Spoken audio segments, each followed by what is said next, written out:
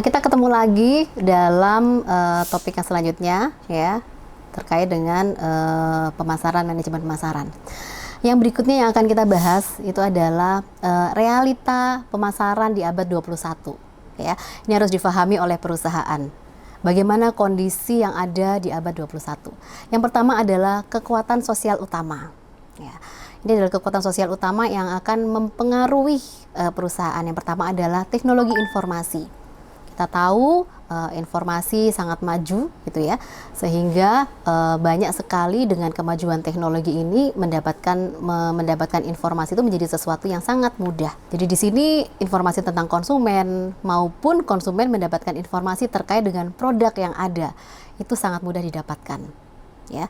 Yang kedua adalah globalisasi ya. Dengan globalisasi penyebaran produk bisa kemana saja ya, dan dengan teknologi informasi konsumen bisa mendapatkan produk dari mana saja ya, dari perusahaan apa saja ya. Sekarang memudahkan konsumen untuk mendapatkan produk-produk tersebut ya.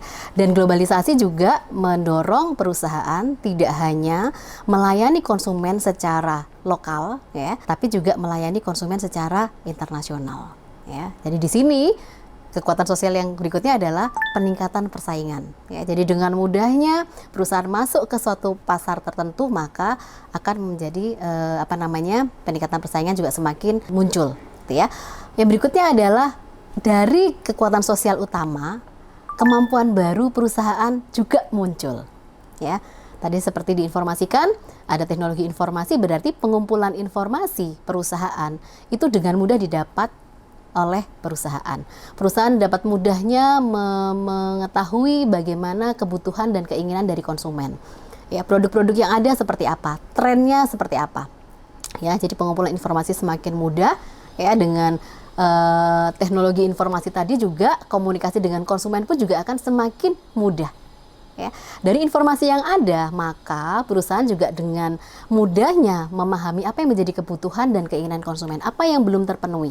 Sehingga diferensiasi produk itu juga bisa mudah dilakukan oleh perusahaan. Yang berikutnya, pada realita pemasaran abad 21 ada tren pemikiran pemasaran yang juga cukup penting. Ya. Pertama adalah kualitas menjadi sesuatu yang perlu diperhatikan, nilai yang ditawarkan oleh konsumen ke konsumen, dan kepuasan konsumen. Setelah itu adalah pembangunan hubungan dan pemeliharaan pelanggan, karena persaingan semakin tinggi gitu ya, komunikasi juga semakin mudah, maka perusahaan perlu membangun hubungan dengan konsumen, memelihara konsumen yang ada. Berikutnya adalah pengelolaan proses bisnis dan pengintegrasian fungsi-fungsi bisnis. Setelah itu adalah pemikiran global dan perencanaan pasar lokal, ya tidak hanya melayani pasar lokal, tapi pemikiran global pun juga perlu dieksekusi ya. Pembangunan jaringan juga perlu diperhatikan gitu ya, supaya bisa strategi-strategi serta tujuan-tujuan perusahaan bisa dengan mudah dicapai.